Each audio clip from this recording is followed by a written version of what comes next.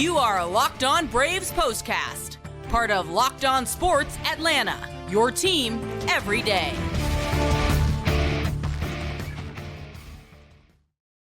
And hello and welcome into the Braves POSTCAST, part of the Locked On Podcast Network, your team every day. Grant McAuley, Jake Mastroianni with you after a two-a-day for the Braves. It appeared it might be one of the better days in recent going for this Atlanta club, but the Padres had different ideas in Game 1, but the Braves were able to bounce back, take Game 2 into losing streak, and at least take a win out on the road for whatever that momentum is worth as they head out for 6 games, first against the Cubs, then against the Pirates, all of which we'll get to a lot later, but we got 2 games we got to dive in here today, talk about some great pitching performances, maybe some encouraging offensive trends, and a couple of injury updates. We're going to throw it all in here for you. Make sure you hit that thumbs up button, subscribe to Locked On Sports Atlanta on YouTube, subscribe to Locked On Braves, wherever you get your podcasts, and make sure you give us that like and those comments. We appreciate all of those. Jake, I thought based on the early returns for the offense in the early game of the day, we were going to have ourselves maybe quite a postcast, maybe the best one in quite some time, because the Braves, it looked like, seemed poised to really seize the day. Then things get away from them a little bit in Game 1, but they did what they needed to in Game 2, thanks to some stellar pitching, which was really the case for the starters in both these games. It was, Ronaldo, Lopez, Chris Sale, and we'll get into it, but those two have just been consistent all year long. We're a unusual Joe Jimenez inning away from having a great day, as you mentioned, but this is most encouraged I think I've been by the offense in a while. I thought in both games they looked really good and are showing some great signs of breaking out of this thing. Yeah, they cut down the strikeouts in the second contest. I thought that was notable. I know it wasn't the big run-scoring game of the day because they did a little bit more damage in Game 1, but you kind of wanted to see the quality of the at-bats in addition to, consistently hitting the ball hard, which is something the Braves have done. Just see those two things start to kind of even out or at least go hand in hand as this offense continues to search for some answers. A wide range of emotions, I guess we could call today. The 5-run lead vanished in Game 1 and a 6-5 loss to the Padres. As Jake mentioned, Joe Jimenez really for the first time all season, we might as well get the unpleasant stuff out of the way, I guess. First time all year, Jake, that he really got hit hard and really had to, I guess, take it on the chin. And it just so happened to coincide with a day where the Braves offense had finally seemed to build what seems like the biggest lead they've had in about a week.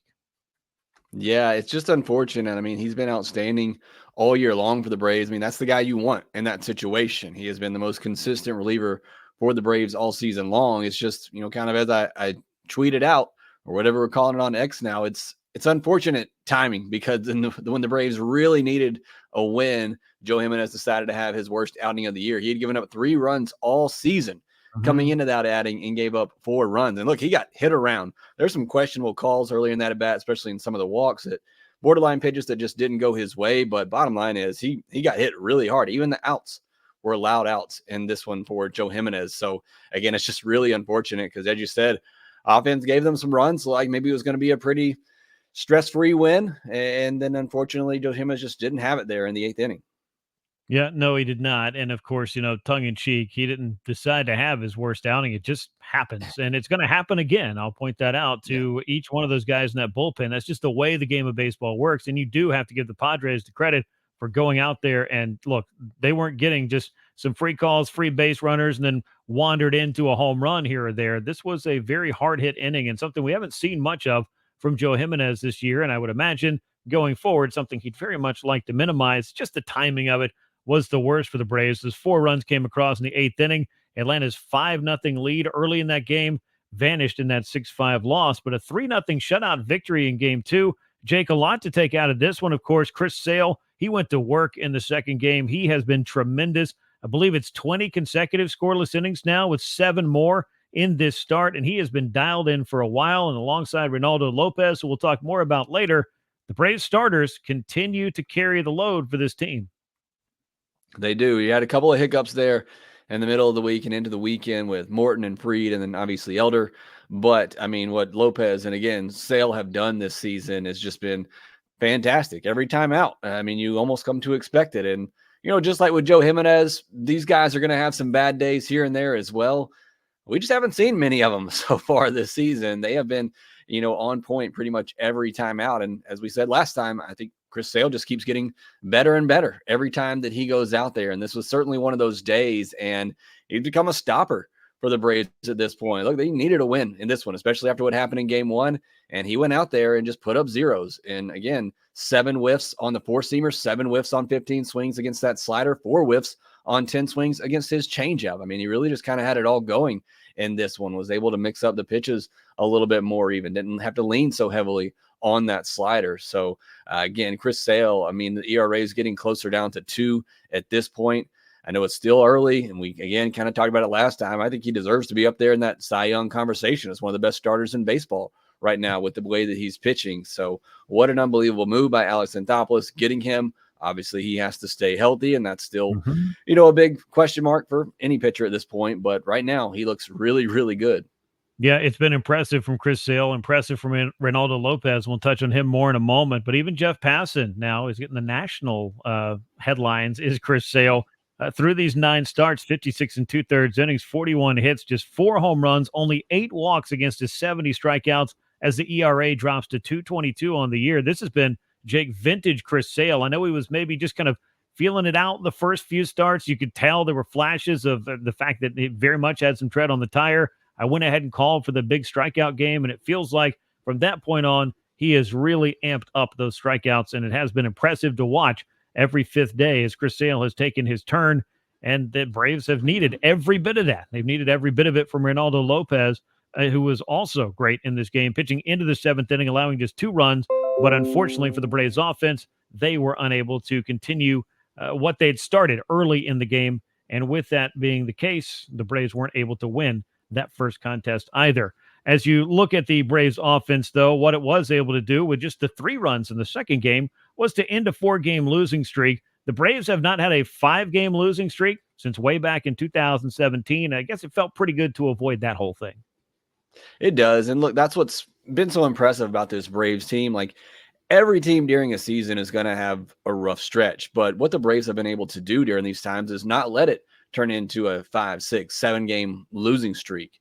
And, I look at the Twins example this year. They had a rough start, went on a 12-game winning streak, but last I saw, they were on like a 6-game losing streak. And I think the Braves have been able to, again, throughout the seasons when they've had this, as they had this good run going, just be able to stop those losing streaks and be able to get a win in there just to get things going again and pick things up so that it doesn't turn into, 2-week long slumps, as far as winning goes. I know the offense has been slumming for a while, but in terms of win, they just found ways to cut things down. And like I said, it helps when you got a great guy like Chris Sale who can go out there and put up zeros and give you that opportunity. And the starting pitching in particular, while the offense has been down, they've done that. They've gone out there and they've been able to help the Braves win 3-0, 2-0, 2-1 games like that. And it certainly helps. But yeah, I think it's a real credit to Brian Snitker and this team that even when they're going through these tough times, they're able to find ways to get some wins. Ronald Acuña Jr. not thrilled after Monday's loss, and this, I think, is the culmination of what has been a frustrating start to the season for him. Very uneven, very unlike the numbers that he is used to posting, not just in 2023, but throughout the course of his young career. He said, look, no excuses. I don't have it right now. For whatever reason, I'm not very good. Then he goes out there, has 3 hits in game 1, a triple to score a run, get things started in game 2. Pretty good day for Ronald there, and something I think you'd like to see, obviously, with the instant results following the postgame comments, but you'd also like to see this thing become a bit more of a trend than just kind of the one-off games where you start to wonder, hey, has he finally found it? And then it seems to be the results just aren't there for whatever reason. It does feel like that a lot here lately with Ronald. We'll see a couple of good games where it looks like he's turning quarter, and then a couple of games where, okay, maybe he's not quite there. But I've been much encouraged from him and what I've seen over the last several weeks. I mean, there's just been so many good swings that he's had here lately. Just 1 strikeout in the 2 games today. That's something that he struggled with so far this season, something we didn't see a lot of last year. But even in the second game, he only had the 1 hit. It was a triple. We get the scoring started in that first inning. But the at-bat that impressed me came later in the game where he fouled off some tough pitches. He ripped a ball into right field. Fernando Tatis Jr. just made an incredible play as he's a platinum glover out there. But that at-bat right there just kind of showed me he was able to cover some tough off-speed pitches, fouled off some good fastballs that have really given him trouble, and was able to get a pitch and drive it to right field. So there have been a lot of signs here recently of Ronald getting ready to go on a good run. Yeah, a heater, as they call it. One guy who's been on a heater seemingly all season long is Marcell Ozuna. He homered in both ends of the doubleheader. He's got 14 of those now on the year, leads the Braves, and one of the top marks in Major League Baseball as well. Matt Olson also homered in game one. Great to see that as he continues to trend in the right direction. I don't know what else we can say about Marcell Ozuna other than to maybe say this. Where would the Braves offense be in 2024 were it not for the tour de force that he has been in the middle of the order?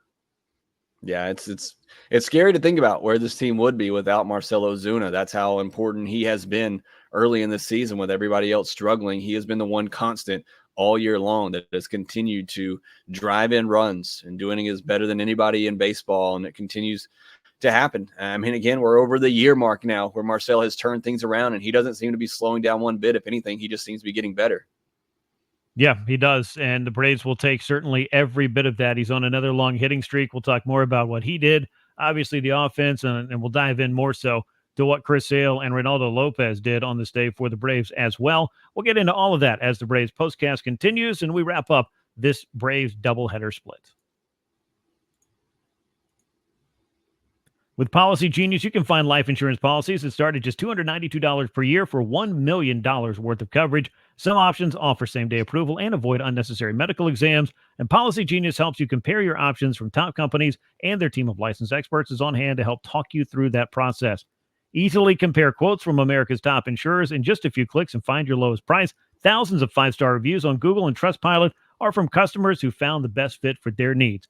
Check life insurance off your to-do list in no time with Policy Genius. Head on over to policygenius.com/locked-on and get your free life insurance quotes and see how much you could save. That's policygenius.com/locked-on. Wouldn't it be great if you could see all your investment and retirement accounts in one place? With Yahoo Finance, you can consolidate your views from multiple accounts into one hub and access expert analysis that you need to tend to your entire portfolio with confidence. For more than 25 years, Yahoo Finance has been the brand behind every great investor. Whether you're a seasoned investor or looking for that extra guidance, Yahoo Finance gives you all the tools and the data you need in one place. With a community of over 90 million users each month, their real strength is helping you on your way to financial success. For comprehensive financial news and analysis, visit the brand behind every great investor. That's yahoofinance.com, the #1 financial destination. Find it at yahoofinance.com. That is yahoofinance.com. Well, Jake, the Braves were certainly happy to end their losing streak in Game 2. They would have loved to have done it in Game 1. Let's get inside the box scores of each one of these. And again, I'll start with the unpleasant stuff as the Braves fell by a 6-5 score as the Padres rallied to score the final 6 runs of the game.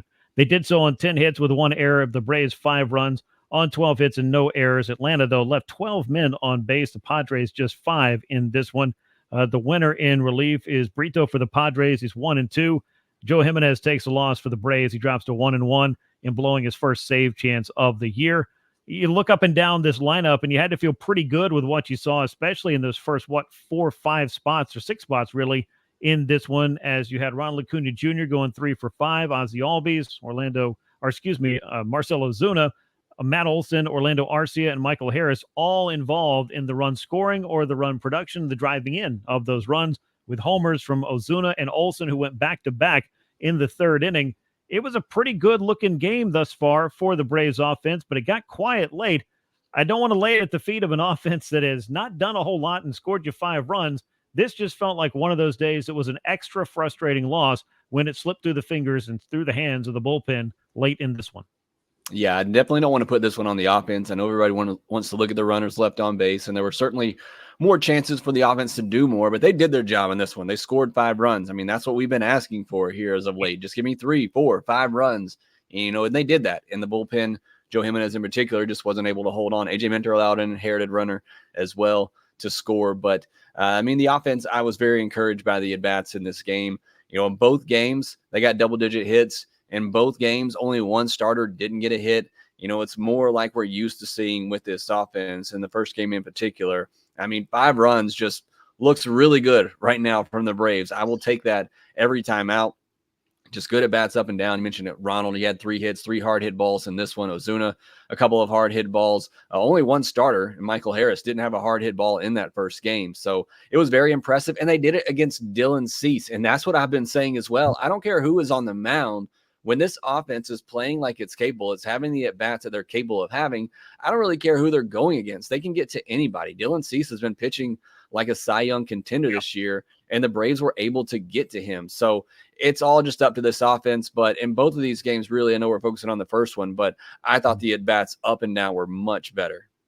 Yeah, the offense has just been sort of an enigma because you do see the signs like this, and nobody's questioning the talent. It's not like these guys all aged 10 years when they went home in the offseason and are now at the back ends of their career. That's why it's so baffling at times that maybe they're not going to approach what they were last year. And maybe that expectation was ridiculous to begin with. And I'm pretty sure somebody with a show that you can subscribe to on wherever you get your podcast called From the Diamond. And I'm pretty sure another guy who hosts a Locked On Braves podcast probably said, look, last year was really great. If they can come close to that, that'll be great. They've got the group to do it, but you can't expect a repeat performance of a historically ridiculous offense, no matter how much you want to fantasize about what they're capable of. It's going to come down to the results. But I don't think either of us and the hosts of those great podcasts expected this to be the kind of course correction that we saw, where this whole thing just came crashing back down to earth with the inconsistency of it all. Now I'm going to put my soapbox away and look back at Dylan Cease, who had been pitching really well this year. 5 earned runs. He was run after 4 innings, 9 hits, 2 of those home runs.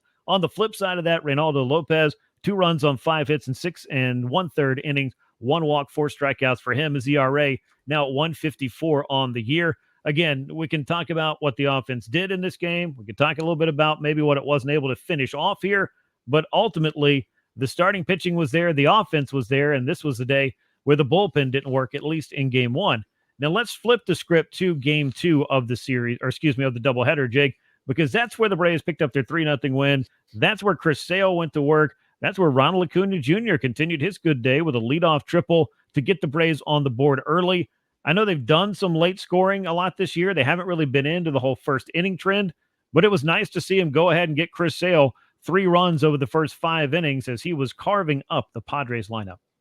Yeah, it's kind of flipped in the season. Even early in the year, the Braves were doing a lot of their work late in games. Now here as of late, they've kind of been doing more damage early in games, or at least having opportunities early in games. And then it hasn't been much of after that. But with Chris Sale on the mound, like you said, you give him a first inning run and an early lead there. And just with the way he's pitching, you feel very good about that. And it really didn't talk about it a lot, but the fact that both of these guys went deep into the game in a doubleheader, kind of saving that bullpen, who, look, is rested up, but still, you got a long stretch of games coming up. Any game that you can kind of give that bullpen a little bit of rest, especially after, Sunday night baseball with Bryce Elder not going deep and having to use a lot of their bullpen. I thought that was huge in both of these games as well. Lopez and Sale being able to go deep like they have pretty much all year long.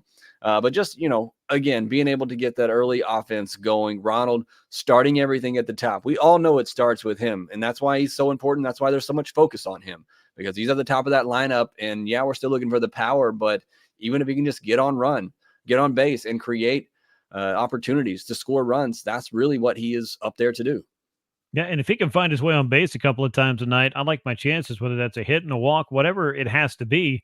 Ronald's capable of doing that. He's a 400 on base guy. When he's going, he's just got to get going and get back to that, because that table setting for the rest of this Braves lineup is obviously a big reason why they did the things that they did a year ago. It wasn't 41 leadoff home runs. There was a lot that went into it to make Ronald the best leadoff hitter in baseball, and he'd very much like to get back to that mantle as soon as possible. In game 2, it was a 2-hit game, including the home run for Marcell Ozuna, who scored 2 of the 3 runs. Travis d'Arnaud with 3 hits and a run knocked in. And this one, he continues to make contributions at the plate and, of course, behind the plate, where we'll have a little bit of an update on his running mate back there, who could be back, hopefully, with the Braves in the next week or so. But again, it was an 11-hit attack for the Braves. They did leave some runners on base, but 4 for 8 with runners in scoring position in the second game. Some timelier hits, if you will. And all of that backed up what Chris Sale did, which was 9 strikeouts over 7 shutout innings, only 5 hits, no walks again. Jake, I know the strikeouts are impressive, but the pinpoint accuracy of Chris Sale, his ability to get hitters off stride, to get them to expand their strike zone, he has been pitching pretty much a masterclass that looks a lot like the Chris Sale that was a perennial top 5 in the Cy Young Award over in the American League before all the injuries took their toll the last few years. Yeah, and he looks like that again. I mean, I know it's still early, but I don't know how you can't say he hasn't been one of the top 5, at least 10 pitchers in all of baseball this season with what he's doing. And you look at his walk rate, it's always been low for him. It's been around 5.5% walk rate in his career. It is at 4.1% right now, which would be tied for the best in his career, it was 4% in 2022 when he didn't throw a lot of innings. So he has been really good, dialed in. As you mentioned, the strikeouts are coming for him now as well. Early in the year, the first month, it was 6, 7 strikeouts each and every game, and now it's 9, 9, 10, 9. So you're really seeing him rack up the whiffs and the strikeouts as well to go along with that great command. But that's what you love so much about him. He's not going to give out free passes. And obviously, anytime you got that swing and miss stuff like he has, it's going to make him dangerous, and it's going to allow him to work deep into games. And that's what he's done such a great job of with the Braves this year.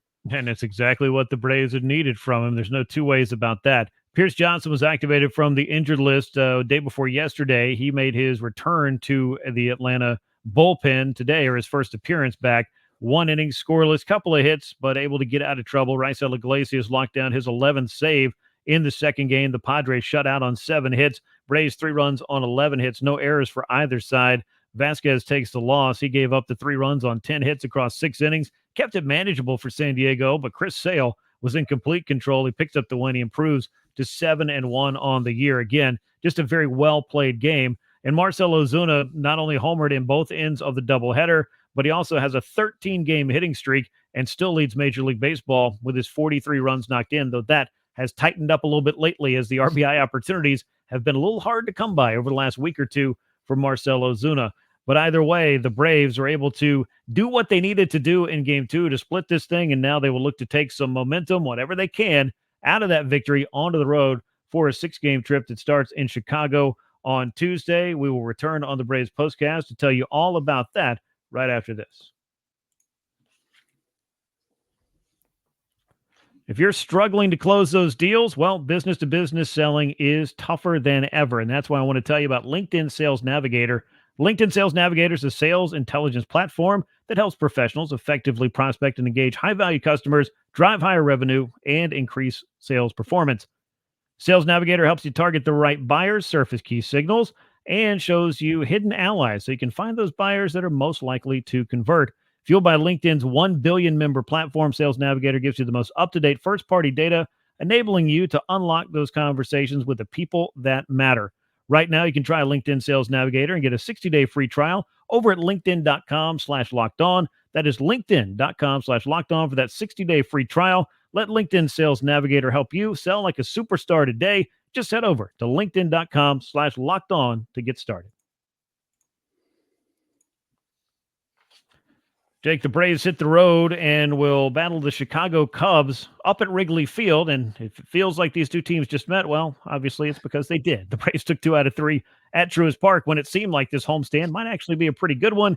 And he ended up trying to salvage the finale of the 4-game set against the Padres, and at least being able to do that in their losing streak. And we'll talk about some of the pitching matchups that are going to be awaiting us when the Braves arrive in Chicago. But before we get to that, there were some roster moves. There were some injury updates that we want to get to in this one. Bryce Elder was optioned down to AAA Gwinnett. Darius Vines was recalled. Clearly, he didn't have to pitch in the doubleheader. The Braves can kind of keep Vines in their back pocket if they want to use him as a long man if they have to, or he could be a candidate to start on Thursday because the rainout on Saturday moved everybody down in the rotation and created an opening this week that the Braves needed to figure out. And they may do some shuffling. We'll see how that all plays out. But Darius Vines, just one of those dominoes that the Braves could play in this particular scenario. They've got Charlie Morton and Max Fried lined up for games 1 and 2. Not only was Bryce Elder optioned to AAA, which obviously understandable after the really rough start for him on Sunday night, but good news on the injury front. Sean Murphy is heading to AAA to start a rehab assignment. Jake, one of those guys heading to AAA is probably really excited about it. The other guy, probably not his favorite news of the day. Yeah, unfortunate for Bryce Elder that he couldn't necessarily hold on to that job. Just, again, as your 5th starter, you don't expect him to go out there and throw 6 shutout innings every time. But, in the Dodgers game, he didn't really keep the Braves in the game at all. Same thing against the Padres in this one. And with the fact that you had the rain out, you were going to have to call somebody up this week to pitch anyway. So send Bryce Elder down, let him get some work and give some other guys a chance this week. We'll see how that plays out. Ray Kerr and all this as well. They're talking about maybe moving him to the rotation. We'll see if perhaps that happens sooner rather than later. So he pitched 3+ innings the other night as well. But as for Sean Murphy, talked about this a little bit yesterday. Probably going to be a little bit of a longer rehab stint as a catcher. Probably going to catch one day, be off. Again, the real key there is, can he catch 2 days in a row probably before they bring him back up? As it's been a long absence for Sean Murphy since the first game of the year. He's been out for quite some time, but certainly the Braves will be glad to have him back, not only for what he can do behind the plate, but obviously the big power that he brings at the plate. Yeah, and the Braves, since Sean Murphy went down, have played, 43 games now. They'll probably be closer to about 50 games without Sean Murphy by the time he does return. If you're curious, after this game, Braves 27-17 following their win over the Padres to take the finale of the 4-game series and salvage the doubleheader split. Meanwhile, there's a little other injury news to talk about, and maybe the news is there is no news, and that is Austin Riley. What's going on with him? It's something worth monitoring.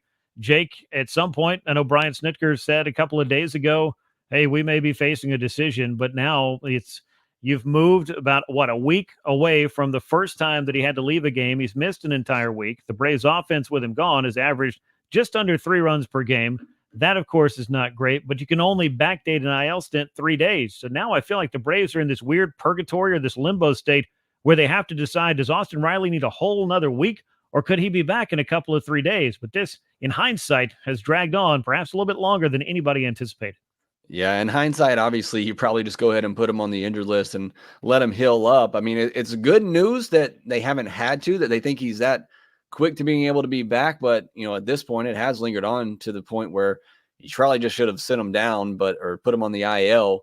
But with the bench spots you have these days, I mean, Luke Williams not getting used. I mean, it hasn't really hurt the Braves that they haven't had that extra bench spot. But you just hope for Austin Riley you can get him back as soon as you can, because he was looking really good in the month of May. He was turning a corner and then had the injury. You hope that doesn't set him back too much. But yeah, I mean, we thought maybe we'd see him back early this week. Now you don't know if we'll see him this weekend. Who knows when Austin Riley will come back, but hopefully it is sooner rather than later. Yeah, and I don't want to put you on the spot here, and I'll keep talking myself into a circle to allow you to pull it up, but you posted something interesting earlier, which was some trends for those top hitters in the Braves lineup and how they were looking here in the month of May. Acuña, Albies, Riley, Olsen, I believe, was the duo, or maybe it was Ozuna who was thrown in there. But either way, you posted some of their recent trends and how good they were looking, and then you look at the scores for these Braves games, and it just doesn't seem to be calculating. But some of these guys have been having a pretty decent run of it, at least here lately, haven't they? Yeah, they have. I mean, you look at Acuña, Riley, Olsen, and Ozuna in the month of May. Acuña 268. That's not what we expect, but it's not terrible. Riley 313 in the month of May before the injury. Olsen 283 with a 472 slug and 367 on base, and Ozuna 308, 393, 577 slash line. I mean, that's 4 of your top hitters that are really, putting up good numbers in the month of May. But the bottom of the lineup, everybody there is batting under 200. It's just, you can't put it all together right now for this Braves offense. It's either half the lineup's doing really good and the other half is just ice cold, or vice versa. Yeah, it hasn't felt like that 1 through 9 relentless attack, at least from the results perspective, that the Braves were enjoying last year and hopefully can find their way back to this year when it comes to scoring runs, because 2 or 3 a game is not really going to be the recipe for success no matter how well your team is pitching. That is a razor-thin margin of error. Charlie Morton and Max Fried then to be determined on Thursday for the Braves this week in Chicago. Thursday, of course, the question, could it be Darius Vines? Would the Braves make any kind of other move? We may find out. Morton had a short and rather unlucky start. I felt like his last time out. Max Fried wasn't sharp either, but even though both of those guys exited the game much earlier than you'd anticipated, they didn't leave with the Braves down 6, 7, 8 runs. And I guess as they look to bounce back, it's not like they're necessarily coming off their worst starts of the season or their worst starts in a Braves uniform. They just like to provide a bit more length. Yeah, and you're going to have starts like that again, especially I talk about all the time with Max Fried, who's more of a contact pitcher. Sometimes you're just going to have some batted ball luck, but generally he gives up such soft contact, he's going to get outs on those batted balls. Charlie Morton, things just really got away from him in that one inning, but I wasn't really concerned with the stuff that I saw from him. It's a good opportunity for both these guys to kind of bounce back. The Cubs are an offense that's been struggling a lot as of late as well. So again, you never really know how the offense is going to play in Wrigley with that win. Is it blowing in? Is it blowing out? But that Cubs offense in general, not one of the best in baseball, especially over the last couple of weeks. So like I said, a good chance for both of these guys to kind of bounce back. Yeah, and as they head out on the road, they will be facing the Cubs first, and that's going to be Charlie Morton in game 1 of that 3-game set against Javier Assad, who the Braves saw and looked extremely good in the finale of that series. And then you have Max Fried going in game 2. But the Braves, as far as their matchup with the Cubs, are lined up, I believe, to miss Imanaga. So that's a plus for them. And against the Pirates, they should not see either Jared Jones or Paul Skeens. That could bode well for an offense that really doesn't need to run into some of the hardest throwing, and in Imanaga's case, better pitchers in Major League Baseball this year, and not a second time, I'll point out, for Imanaga, who they already saw last week. Yeah, it'd be great if you could avoid some of those guys with the way the offense has been lately. Anytime you can skip some of the best starters in baseball, certainly be a welcome sight. But we'll see for the way things are going. They'll probably move Imanaga up to pitch on Wednesday. We'll see what happens with Skeens. Either way, that'd be a fun matchup just because Skeens is fun. But yeah, the Braves offense, with the way the strikeouts have been, except for the second game of this doubleheader, certainly don't want to be facing some of the best strikeout pitchers in baseball at the moment. Yeah, I think you and the Braves offense may have a very different definition of the word fun. But if they get going, maybe that's a challenge that you do look forward to. But either way, we'll see who lines up as the Braves and the Cubs get going in that final game on Thursday for the Braves. And if they do shuffle the rotation for the Cubs, we'll keep you posted on that. Game 1 of the 3-game set, 7:40 p.m. Eastern time at Wrigley Field. Charlie Morton, 3-1, a 3.52. Javier Assad, 4-0, a 1.49 ERA for him. That's the opener of the 3-game set between the Braves and the Cubs. That brings us to the end of this edition of the Braves Postcast. And once again, Atlanta splitting a doubleheader with the Padres, a 6-5 loss in Game 1, 3-0 win in Game 2. Make sure you subscribe to Locked On Sports Atlanta here on YouTube. Leave us those likes and comments. Share the show with a friend and subscribe to Locked On Braves wherever you get your podcasts. We look forward to catching up with you throughout this week. For Jake Mastroianni, I'm Grant McAuley. Until next time, so long, everyone.